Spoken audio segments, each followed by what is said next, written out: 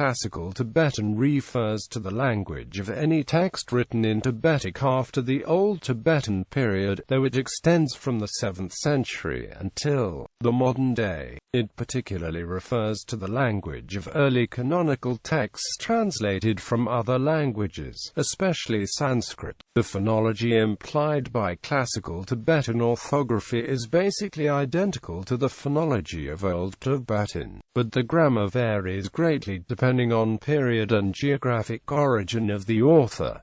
Such variation is an under-researched topic. In 816, during the reign of King Sadnalegs, literary Tibetan underwent a thorough reform aimed at standardizing the language and vocabulary of the translations being made from Indian texts, which resulted in what is now called Classical Tibetan. Nouns, structure of the noun phrase, nominalizing suffixes para, bar and ma are required by the noun or adjective that is to be singled out. Po, bo and mo are used for distinction of gender. The plural is denoted, when required, by adding the morpheme rnams. When the collective nature of the plurality is stressed, the morpheme dag is instead used.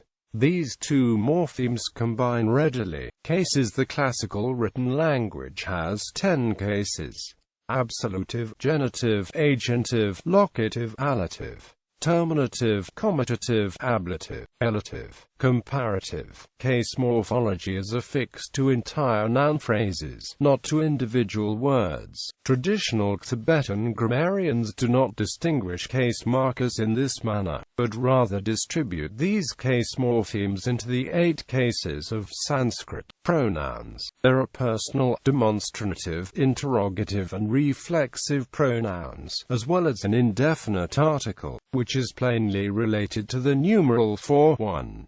Personal pronouns. As an example of the pronominal system of Classical Tibetan, the Milarepa Rnam Thar exhibits the following personal pronouns. Like in French, the plural can be used to polite singular. Verbs. Verbs do not inflect for person and number. Morphologically, there are up to 4 separate stem forms, which the Tibetan grammarians, influenced by Sanskrit grammatical terminology, call the present, past, future, and imperative, although the precise semantics of these stems is still controversial. The so-called future stem is not a true future, but conveys the sense of necessity or obligation. The majority of Tibetan verbs fall into one of 2 categories: those that express implicitly or explicitly the involvement of an agent, marked in a sentence by the instrumental particle, and those that express an action that does not involve an agent. Tibetan grammarians refer to these categories as ta dadpa and ta mi dadpa respectively, although these 2 categories often seem to overlap with the English grammatical concepts of transitive and intransitive. Most modern writers on Tibetan grammar have adopted the terms voluntary and involuntary, based on native Tibetan descriptions. Most involuntary verbs lack an imperative stem. Inflection. Many verbs exhibit stem ablaut among the 4 stem forms, thus a or e in the present tends to become o in the imperative by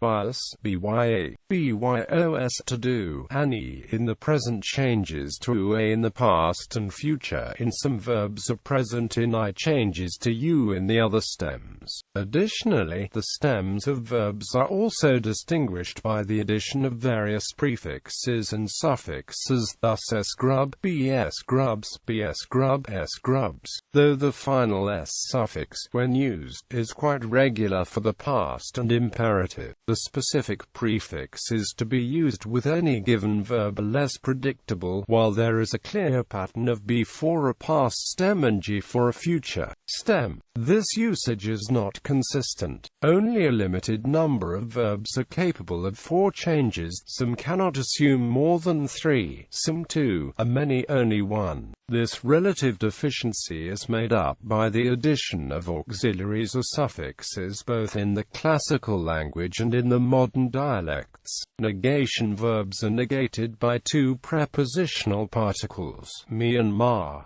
me is used with present and future stems. The particle mon is used with the past stem. Prohibitions do not employ the imperative stem. Rather, the present stem is negated with ma. There is also a negative state of verb med. There does not exist the counterpart to the stative verb yod. There exists. Honorifics as with nouns. Tibetan also has a complex system of honorific and polite verbal forms. Thus, many verbs for everyday actions have a completely different form to express the superior status, whether actual or out of courtesy, of the agent of the action. Thus ltac hon, gzags might do hon, mdzad, where a specific honorific verb stem does not exist. The same effect is brought about by compounding a standard verbal stem with an appropriate general honorific stem such as mdzad.